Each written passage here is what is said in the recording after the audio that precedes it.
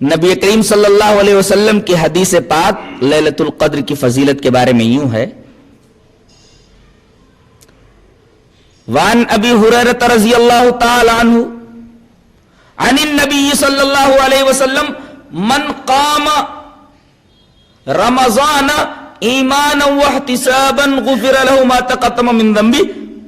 ومن قام لیلۃ القدر ایمانا واحتسابا غفر له ما تقدم من ذنبه رواہ البخاری فی کتاب الصیام۔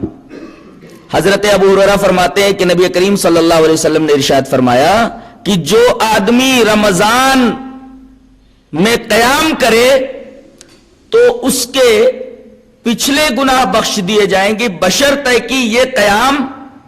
ایمان کے ساتھ ہو اور احتساب کے ساتھ ہو۔ آدمی کے دل میں ایمان ہو اور بغرض ثواب اللہ کی خوشنودی کی خاطر وہ رمضان کے روزے رکھ رہا ہو تو اللہ تبارک و تعالی اس کے پچھلے گناہوں کو بخش دے گا۔ آگے جو جملہ اللہ کے رسول نے ارشاد فرمایا یہ ہے کہ اسی طرح جو آدمی لیلۃ القدر کے اندر قیام کرے،